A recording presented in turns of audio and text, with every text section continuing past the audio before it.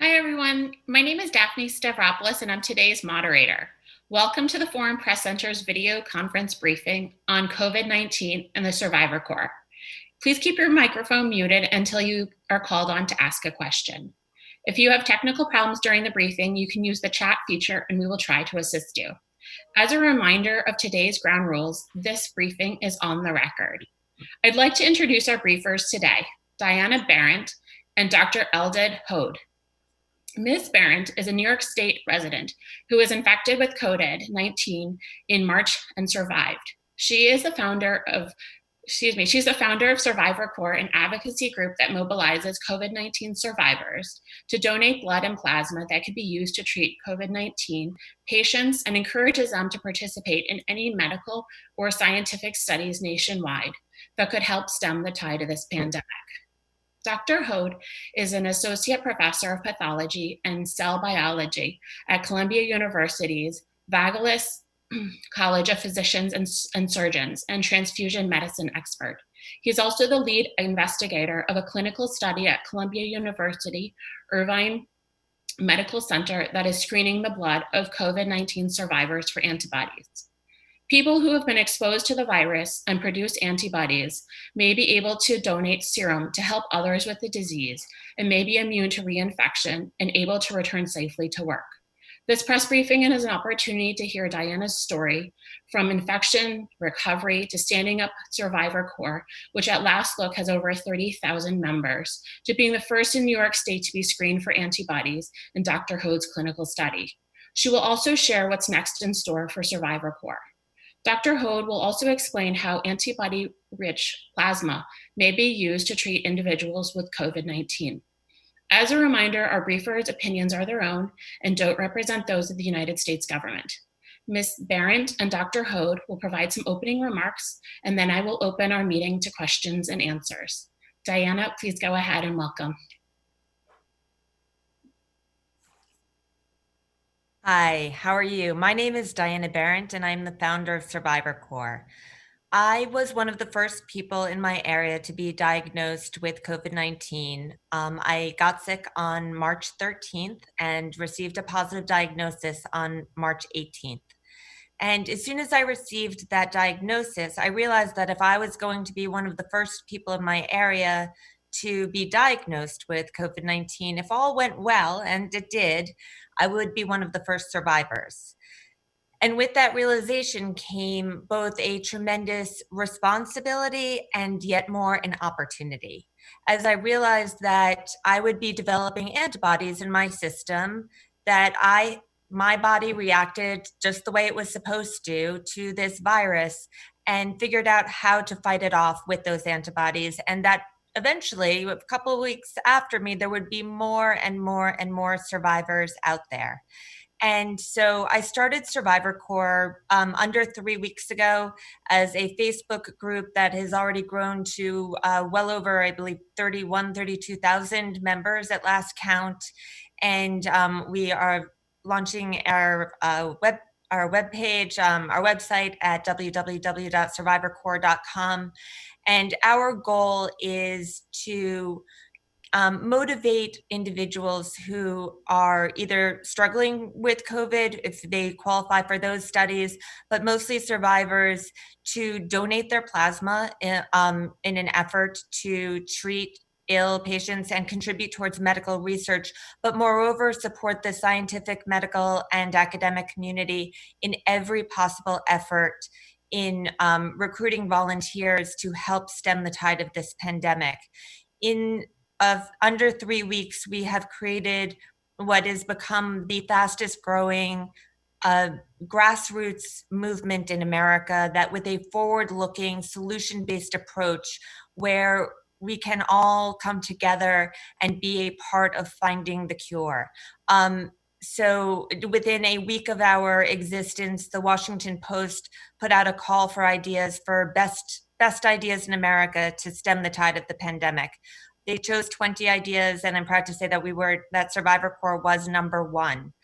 I also had the privilege of, because I was early in the curve of getting COVID-19 and recovering from COVID-19, I was participant in number 0001 in Dr. Hode's study at Columbia. And I can tell you a little bit about that process.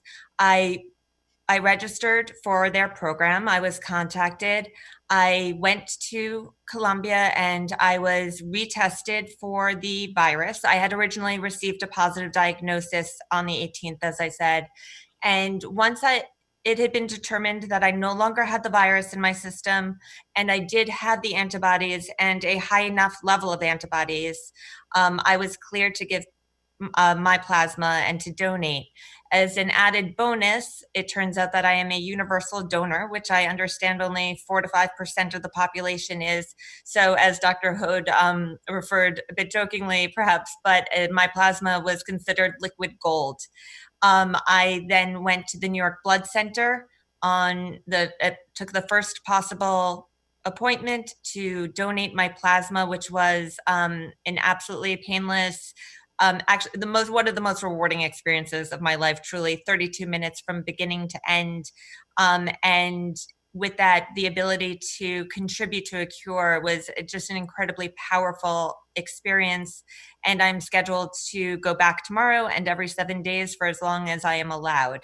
And what we are doing is really putting out a call to action to all Americans who have been affected by COVID to be part of the solution and support the scientific community in every way that we can. And so far, I am happy to say that we have been flooding these studies with volunteers so that each hospital doesn't have to do its own outreach program and PR program.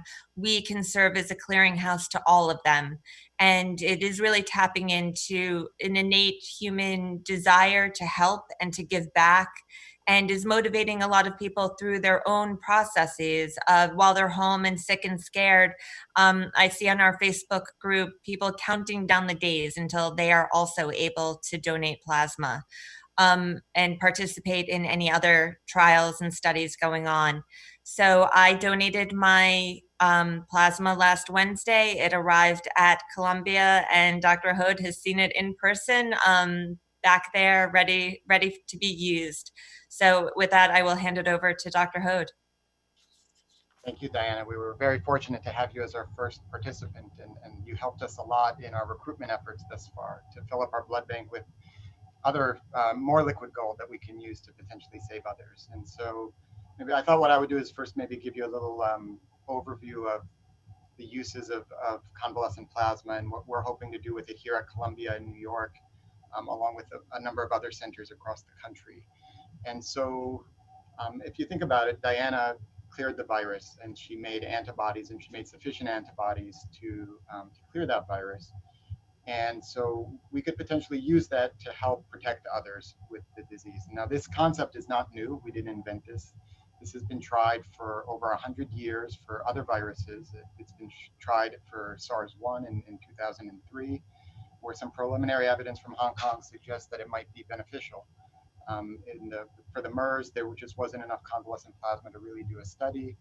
And for COVID-19, there are some preliminary studies from China that suggest that this may be beneficial, but these are not controlled trials. They're just, a few patients here and there that suggest that there may be benefit and hopefully no harm. And so the issue with harm we'll talk about a little later, but at the moment in the United States, the way it's working is that there are really two mechanisms for getting plasma in the blood bank. And so through the Red Cross, the Mayo Clinic, and funded through BARDA, the country is basically trying to build up a natural resource of convalescent plasma that could be used to treat anyone in any hospital for free for compassionate use. And so what that means is that if a patient is very, very ill on a respirator in the critical care unit, not doing well, and a physician wants to try using convalescent plasma in that situation, it's a pretty straightforward process, and assuming there's a supply, which is why we need people like Diana to help us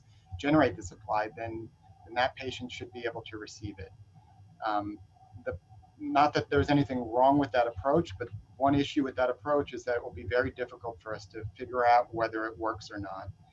And at least scientifically and theoretically, there are some concerns that giving convalescent plasma in the wrong situations may actually be harmful. So it's it's not necessarily always going to be beneficial. So if you think about it, if someone is very sick and they have virus in their lungs and you give them an antibody that's going to target the virus, you may cause the immune system to cause more inflammation and actually make it more difficult to breathe rather than, cure the patient. And so we want to proceed a little more cautiously and do clinical trials that are going to help us determine for which situations this might be useful. And so we have Diana's plasma units, it was more than one, in our blood bank, and we're saving them and hoping to begin clinical trials next week where we could try to use them in various situations in randomized control trials. And so what that's going to mean actually is that 50% of the patients we treat are going to get convalescent plasma, but 50% of the patients are going to get non-convalescent plasma.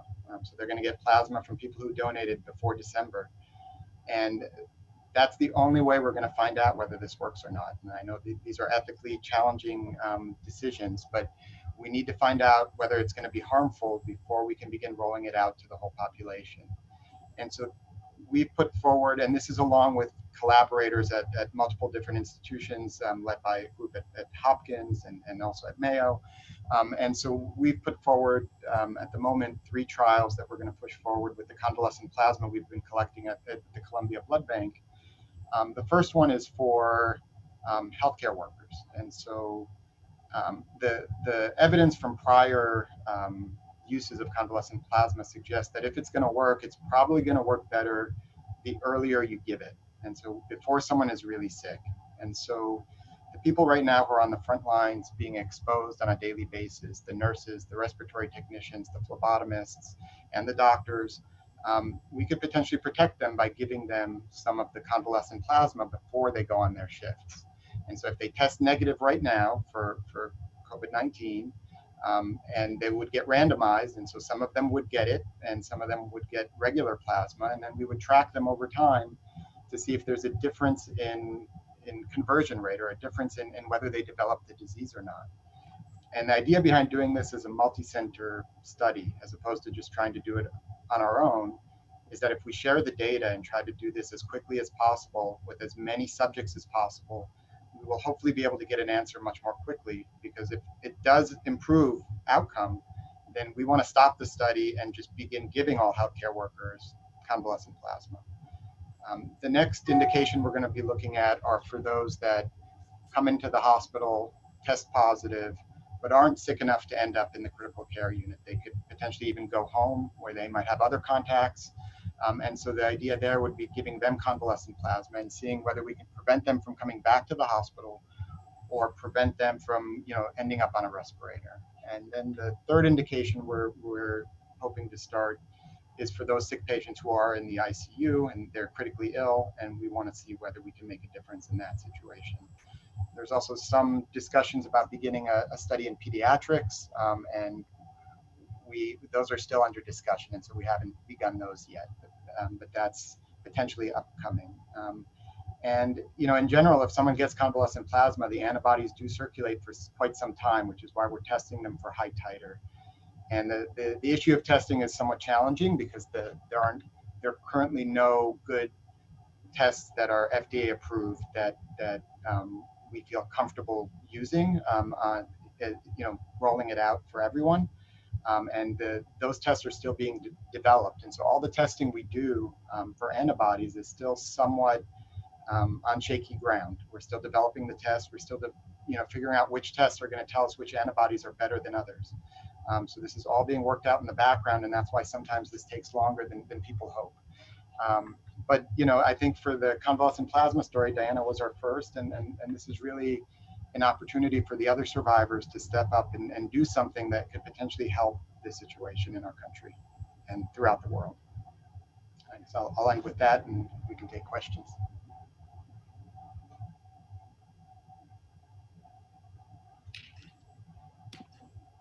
Thank you so much, Dr. Hode and Diana. We really appreciate your opening remarks. Let's first hear from those who are participating via the Zoom app, and then it will turn to those who've called in. And for those of you joining via the Zoom app, please click on the raise hand button at the bottom of the participant list and indicate you have a question, or you can also use the chat feature at the bottom of your screen and I will call on you. As a courtesy to our briefers, please provide your full name, your outlet, and specify to whom you're directing your question. Thank you. Let's see. The first question in the queue is from Alex. Alex, please go ahead.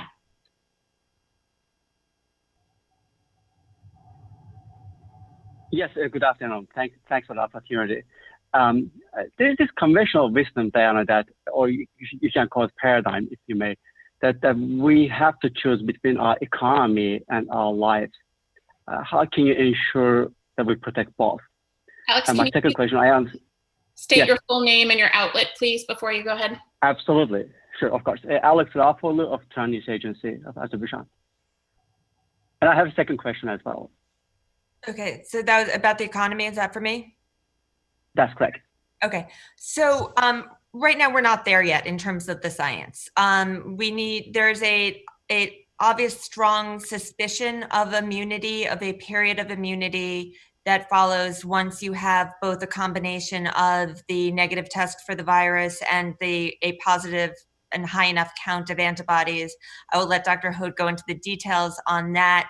But from what I have gathered, the suspicions is that this is similar to other viruses and will confer a degree of immunity. And once that is confirmed, right now we are being given a binary choice between saving the economy and saving lives. And I see Survivor Corps as being an off-ramp to that terrible choice, because we can get people back to work.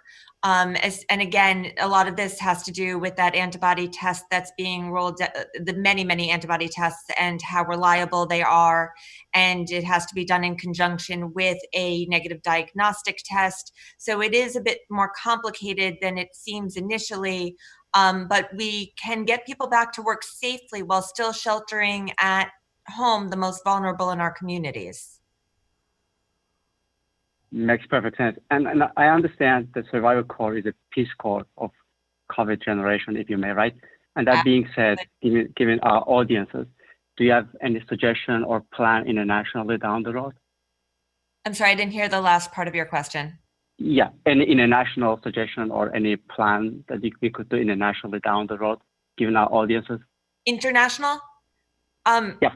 Yeah, absolutely. So right now we are a full national movement, a grassroots movement, and there has been tremendous interest in from a global audience in trying to look at this as a best practice and seeing what we're doing, and not necessarily us expanding globally, but allowing everyone else to copy what we are doing. There's nothing, we're not raising money. We are only raising awareness. And so in the same way that we are trying to equitably distribute volunteers to every program around the country, we want to distribute our ideas to every country in the globe, because we need to come together as a global community to fight this together.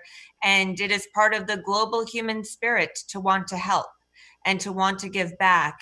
So it is a very powerful idea, and we've already received a lot of interest from other countries wanting to mimic the same program on possibly a more proactive rather than reactive basis as we have. Thank you. The next question is from Alexis. Alexis, can you please go ahead and introduce yourself and your outlet and direct your question? Hi, thank you. Yeah, my name is Alexis Buisson with the French daily newspaper La Croix. It's my understanding, and this is, I guess, a question for Diana. It's my understanding that to donate your plasma, you need to have tested positive for the virus. I was wondering, like, for all the people who couldn't get a test and who displayed all the symptoms of COVID, is there a way for us for these people to participate? I'm going to start off and then hand it to Dr. Hode. So right now, the qualifications to participate in these plasma programs and other studies vary from research institution to research institution. And so while I had to in order to qualify for Columbia's program, I needed to have a positive diagnosis before I could go through that process, the follow-up process, or even get into the program. There are other programs that are relaxing their standards, and I believe that the FDA is also relaxing their standards on who is able to participate, but I'll let Dr. Hode go into a bit more of the details on that. I'll explain to you part of the issue. It's partly Diana's fault. So because of Diana, we now have over 2,000 people in our queue waiting to be screened at Columbia. And so the issue there is that we don't have the capacity to screen everyone. And we don't want people using, we are testing people for antibodies, which could, for people who don't know for sure whether they've had it or not, that can give them the answer. And we don't want, we're trying to build the national resource of convalescent plasma.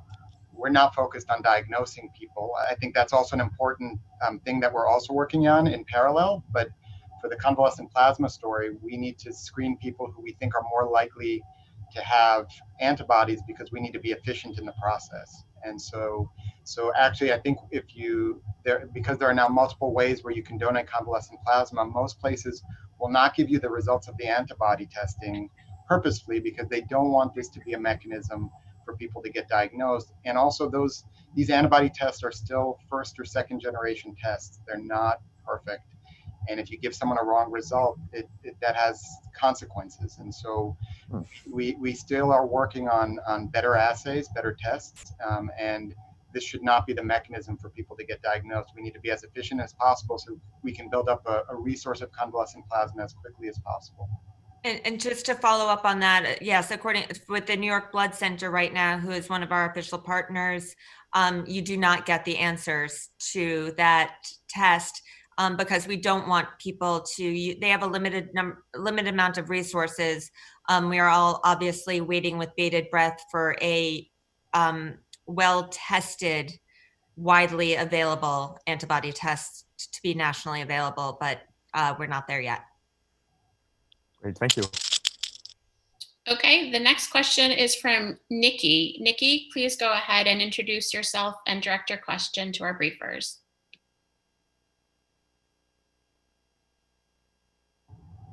Can you hear me? Yes, we can. Great. Good afternoon to all of you. Hi, Diana. Hi, Doctor.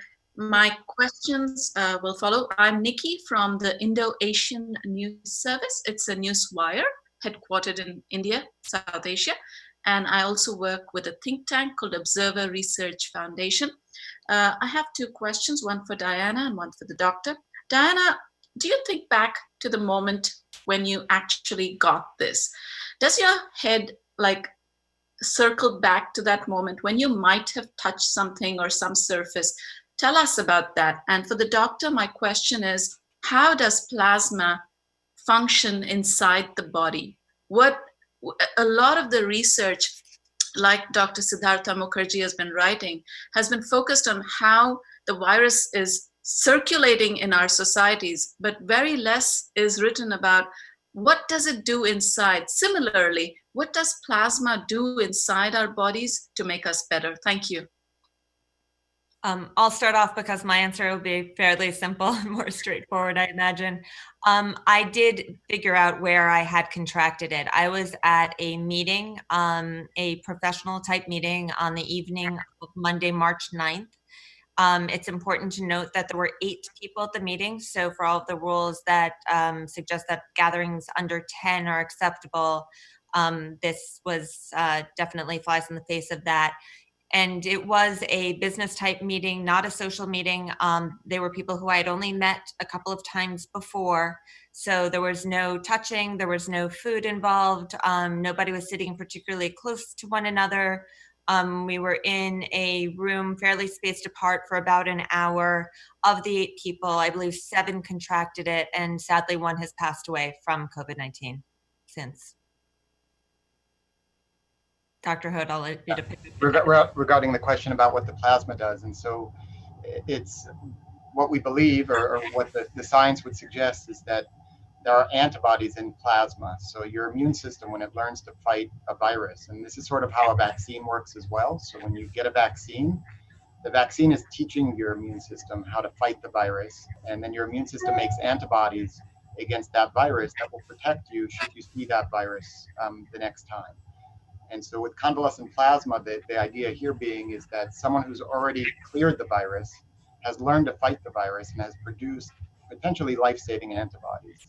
And so we can collect the plasma, which contains the antibodies, and then give it to others. And this is something that we currently can do because we have so many survivors out there that have these antibodies. But this is not going to be the ultimate solution to the problem because plasma is difficult to transport. And so we're already working with industry partners on the next step. And this is partly why they're building such a large national resource of plasma, is that you can pool all the plasma together, virally inactivate it, and then extract out the antibodies and create something called hyperimmune globulin. So these are purified antibodies that you can put in little vials and then theoretically ship them around the world very easily. It's currently being done that's one of the treatments for rabies, for example. If someone gets exposed to rabies, the treatment for it is hyperimmune globulin to rabies. And so that is the next step. And then ultimately we need a vaccine or something that's going to get us to fully be able to reopen society. But these measures can protect people for quite some time because antibodies circulate in your system for months. Thank you. Thank you, Dr. Hode and Diana. Let's now move on to Niki from Brazil. If you could go ahead, introduce yourself and direct your question. Okay, good afternoon, everybody. My name is Nikhila. I'm representing Brazil here. I have like 2 questions. Okay, the first one is like to Dr. Hode. So how long, I don't know, how long will it take you to know about the result? You mentioned 3 trials that you're having right now, like one for the healthcare workers and the one that tested positive and the one in ICU. How long do you need, I don't know, to be able to know the result of all these trials that you're doing? And the second question would be the plasma. I think it takes about like, if you apply it, it's going to take about 2 weeks or like few months. And after that, what's going to happen? I don't know, after this application. So regarding the first question of when we're going to know, so that's going to depend partly on the effect size. What that means is, you know, if there's a very big effect, if it's very protective, then we would know relatively quickly, because whenever you do a clinical trial, you have something called stopping rules and interim looks at the data. So we have planned to look at the data at periodic time points so that we could see whether there is a big difference between those who are randomized to the control or those who got the convalescent plasma. And there are ethical boards who sit there and statisticians who will sit there and review the data and decide whether the data is sufficient to stop the study. That's another reason why we want to do this to the extent possible as a multi-center trial with more institutions working together, because then we get to the numbers we need much more quickly and we can provide the results in maybe weeks to months, or to a month, as opposed to waiting 3 years like some trials can take. And so that's the answer to the timing. Can you just remind me the second question if it was to me? No, you said, okay, it's like the plasma is like antibody therapy. I think it lasts for a short time, like weeks or few months. So after that, what's going to happen? Well, so if we continue to have a supply, and that might buy us time to develop new vaccines or new treatments. So it's going to be a temporizing measure. You could always dose it again. There's nothing to stop us from dosing it again for essential workers who are going to be exposed. And again, it's really to buy us those, a mother protects her baby with antibodies. So babies are born without the ability to make antibodies. And the antibodies the baby gets from their mother protects them for the first 3 or 4 months of life. And so it's sort of a similar concept. It's going to protect people for 2-3 months. And then either we'll have to dose again or have other, hopefully in 2-3 months, we're going to be in a different place and we'll have other options for treatment. Yeah, thank you very much.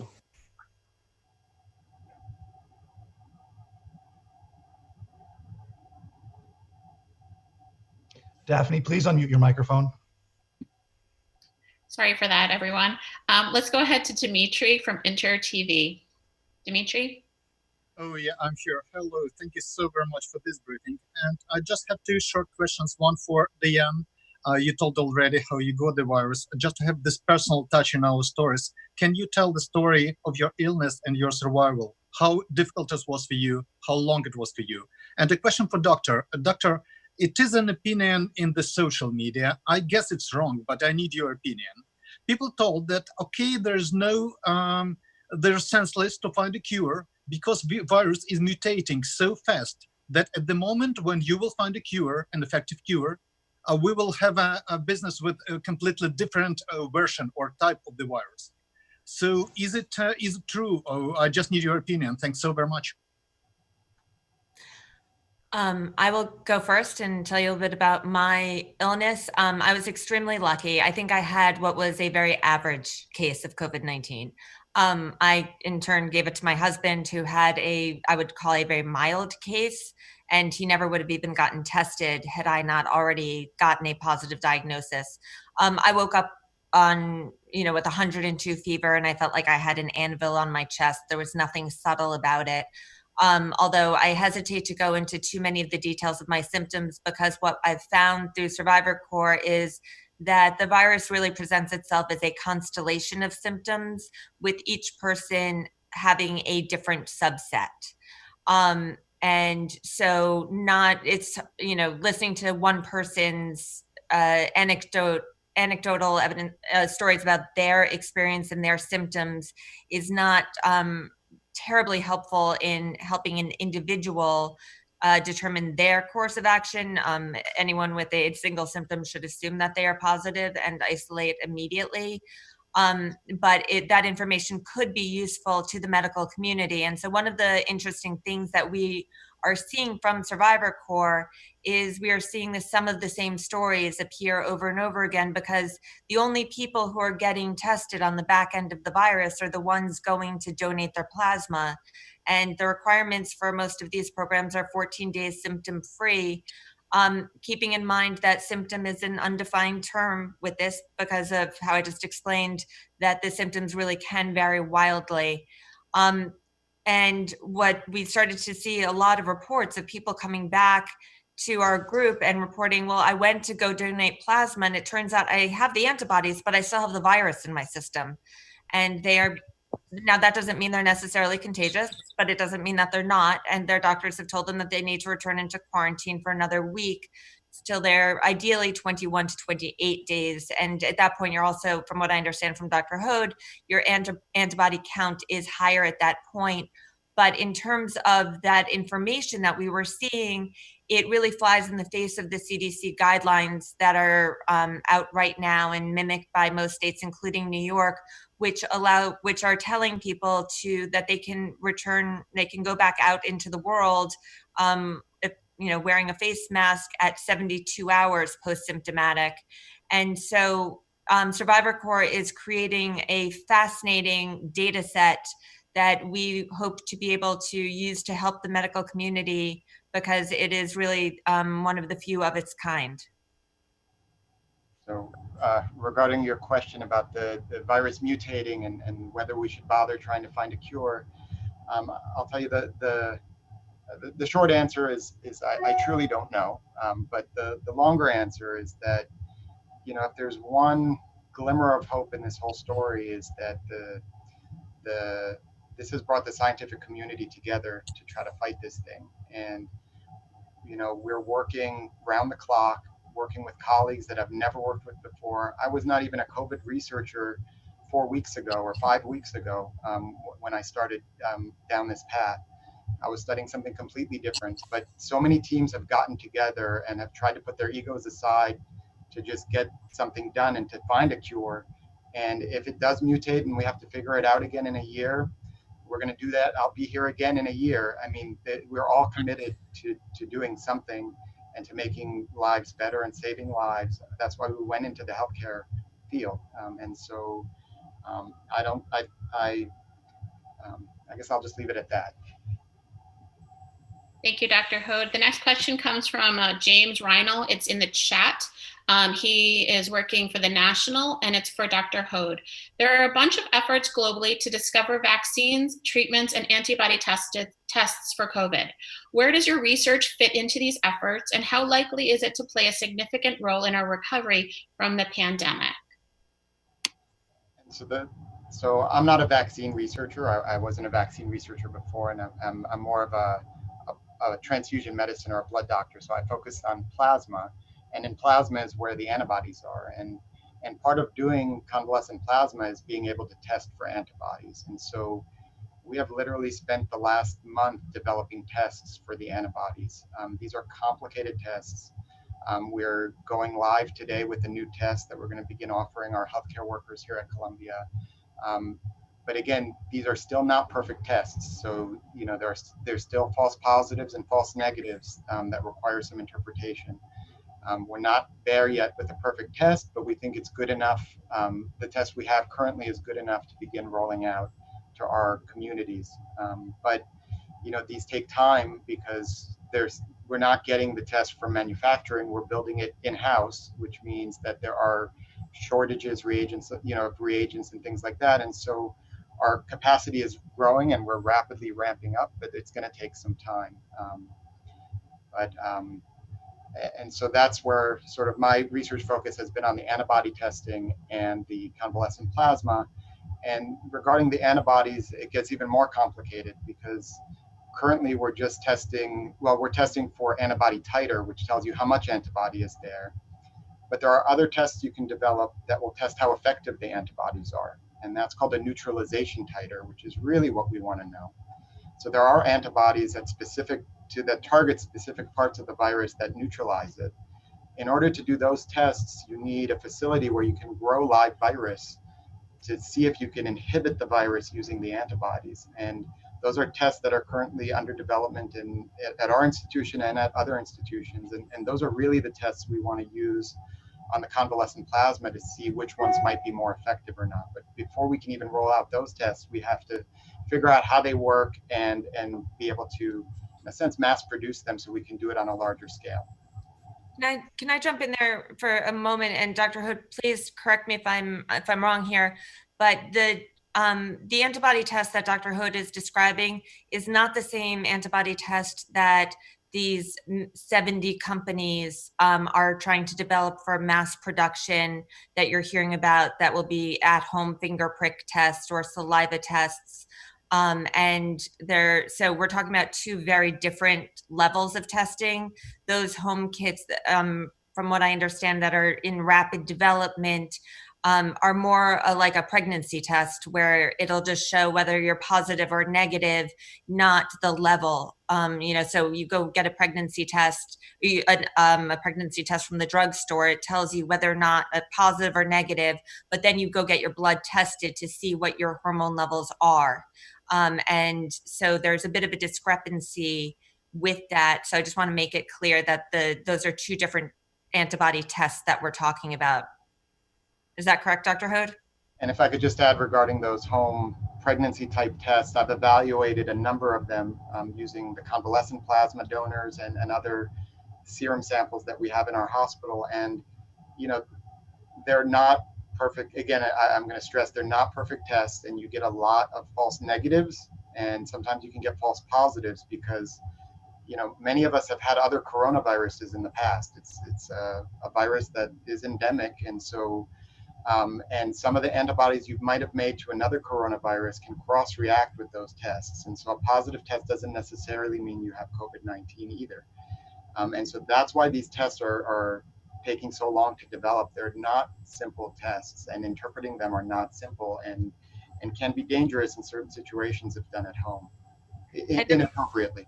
And a positive antibody test also on its own does not mean that you are not contagious. So you can take one of these at-home tests, get a result that you do have antibodies, but you could still have the virus alive in your system and still be contagious. So when I know there's been a lot of talk about immunity passports, it's going to be a little bit more complicated than I think is being presented in the media right now.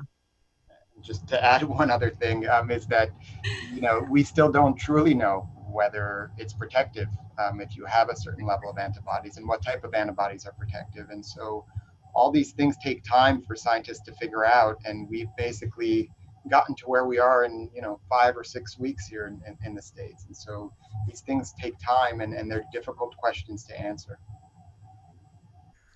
Thank you both. The next question comes from Magda. Magda, can you introduce yourself and let us know who you have a question for? Good afternoon. Thank you for doing this meeting and Zoom. I'm Magda Sakowsk, correspondent to Polish TV Polsat News. I have a question to Diane and also to Dr. Hood. Diane, do you know how many people encouraged by your grassroots movement have donated plasma already?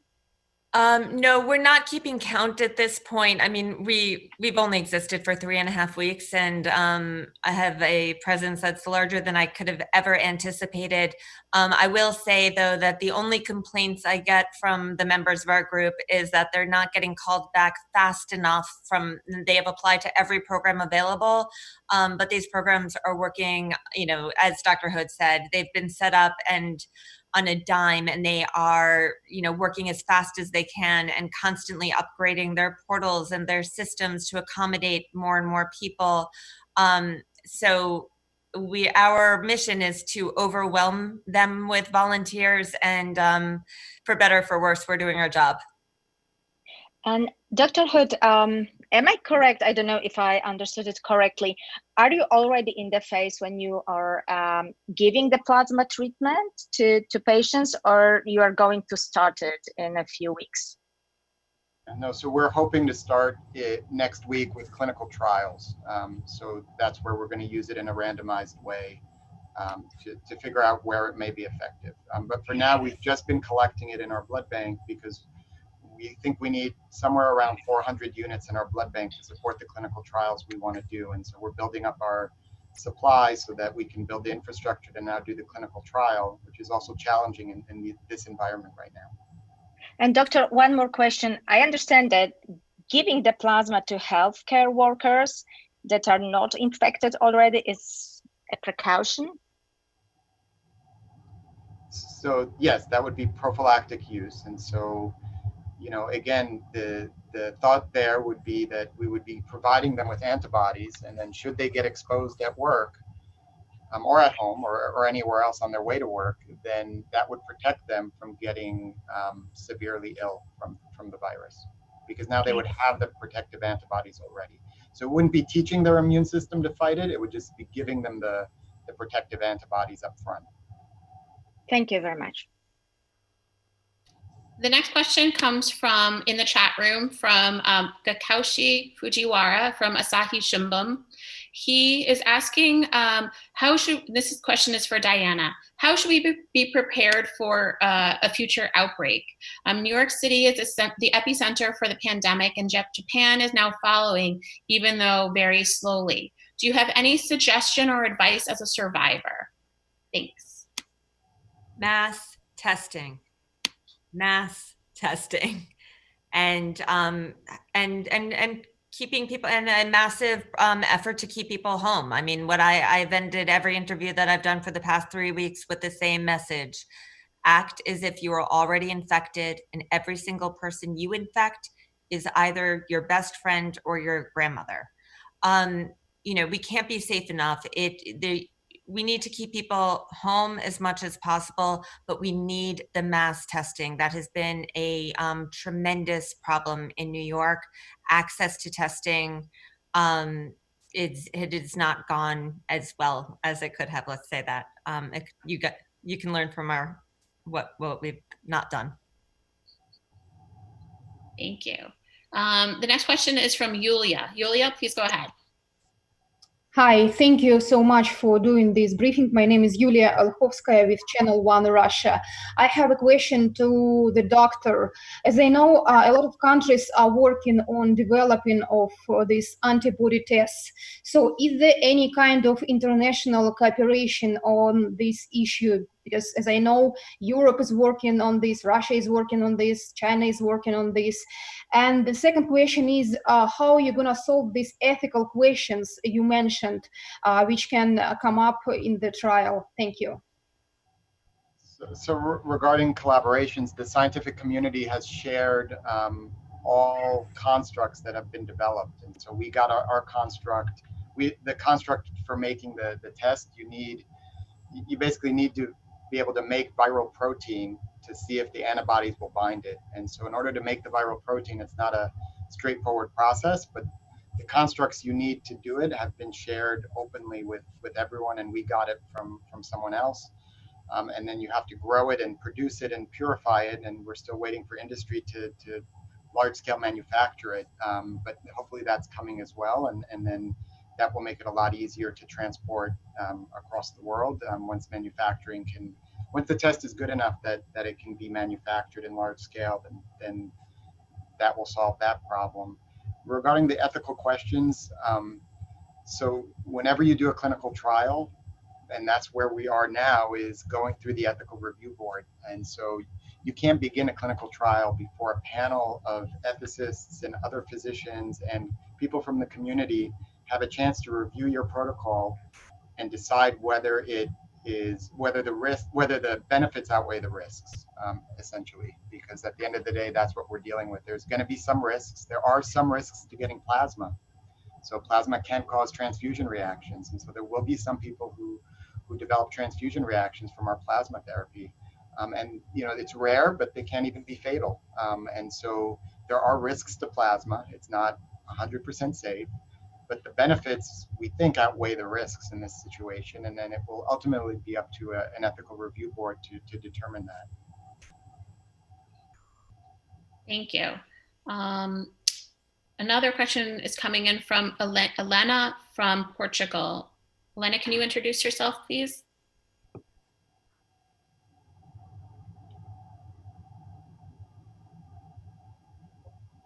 Elena, do you still have a question? Yeah, can you hear me? Yes. Okay.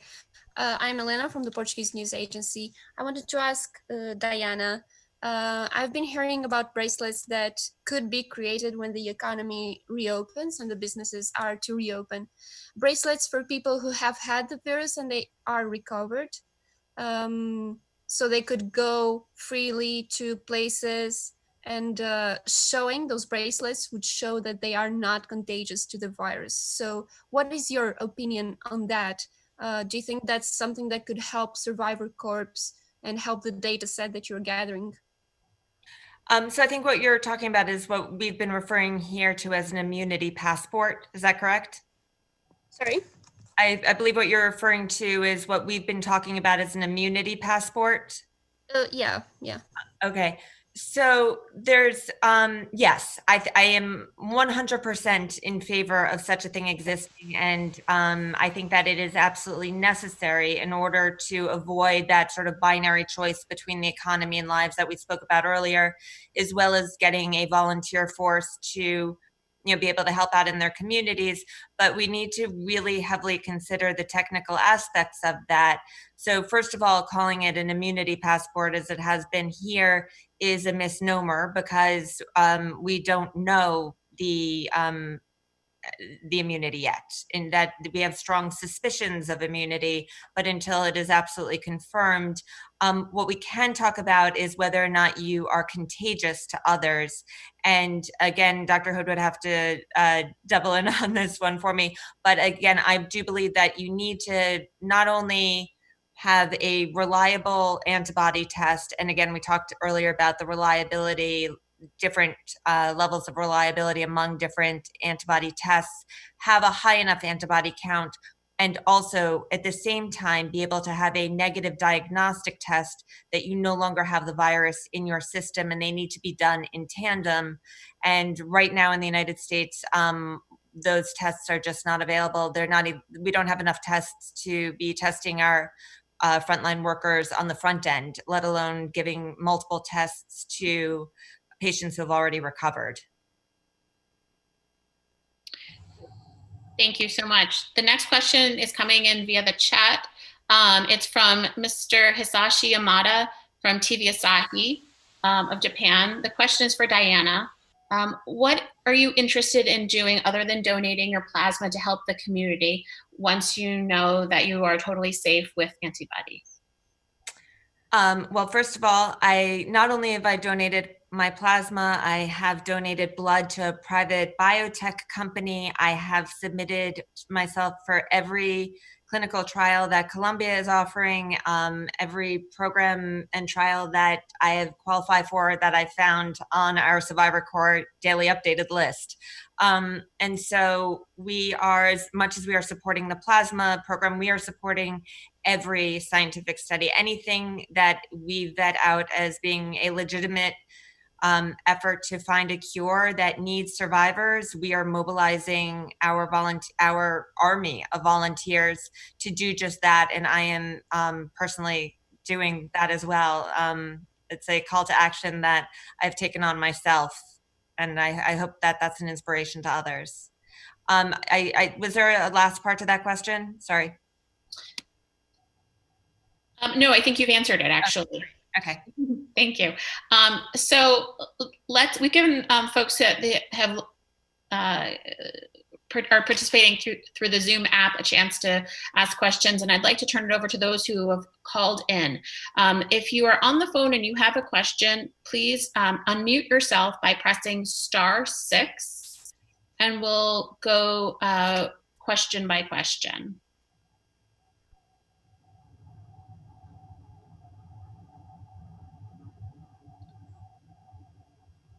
If you've called in and you have a question, to unmute yourself, press *6. And go ahead.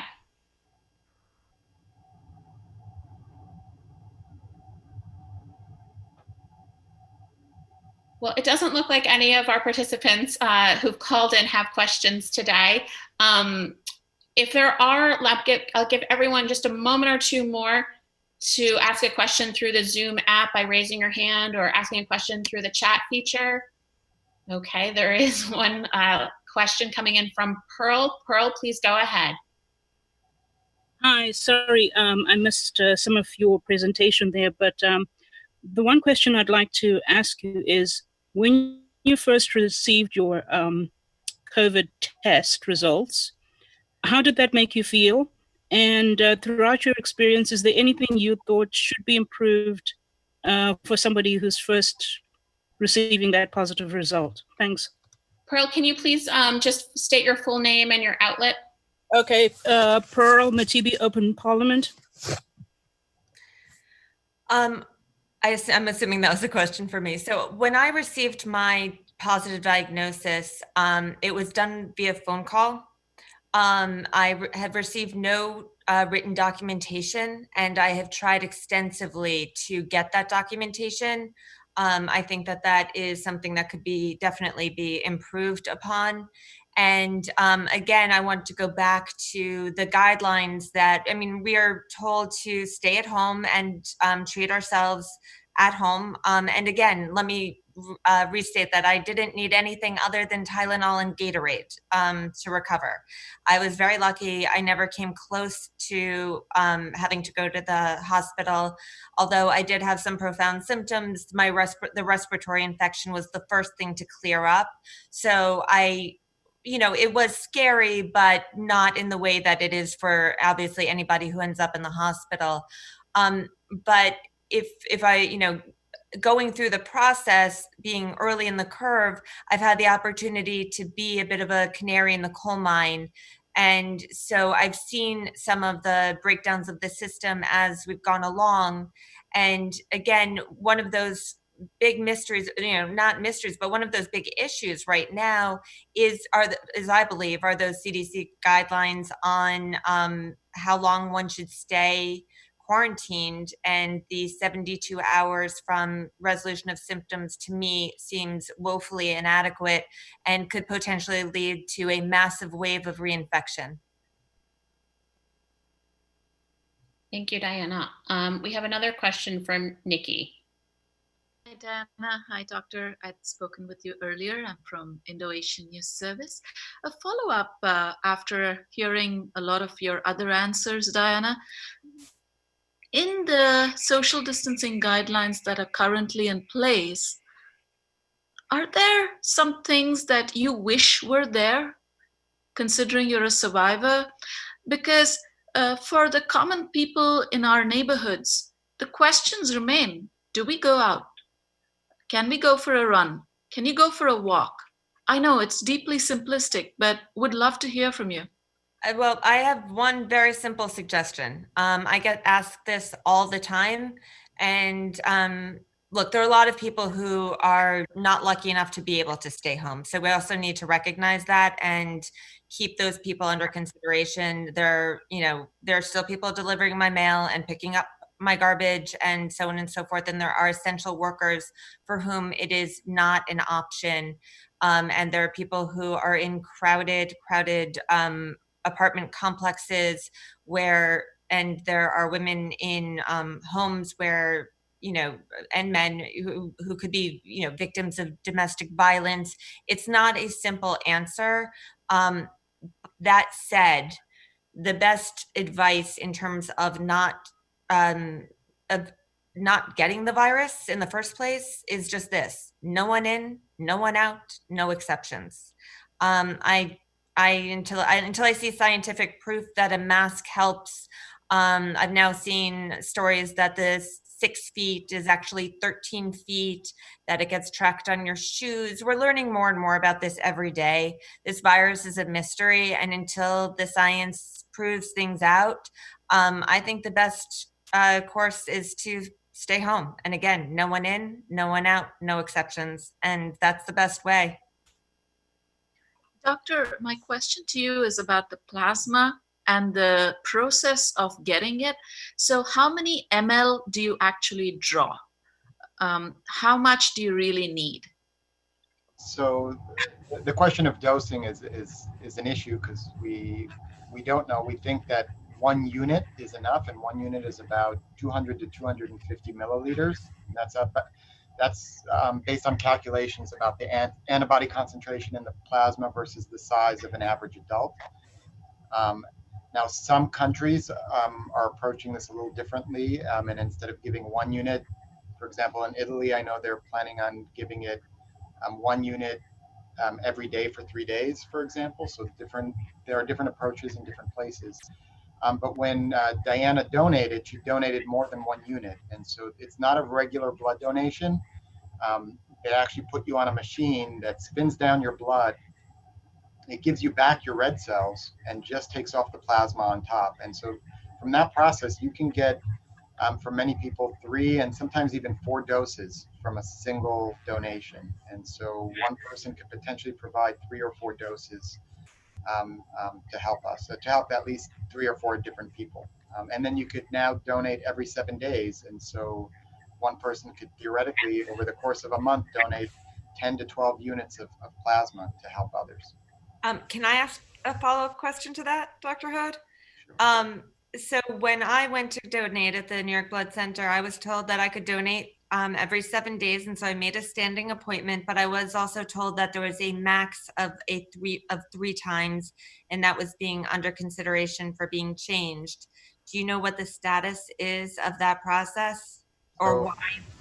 Fortunately, sorry to interrupt. The blood industry is highly regulated by the FDA. And so these are all FDA guidelines, and I don't have any links to that process or their thinking, but I could tell you that initially you could only donate plasma every 28 days, and that got changed to 7 days because, again, we want to build this national resource. But, you have to remember, we're trying to make sure that what we do is safe for you, the donor, safe for the phlebotomists at the blood center who need to bleed you, who have to come in and day out, and they have to bleed 50 people a day. Think about what that means for them. They don't have the luxury of staying home. And we also want to make sure it's safe for the recipients, the people getting the plasma. And so, that's why the FDA has a strong role to play in this process, and they make their rules and their decisions based on the safety.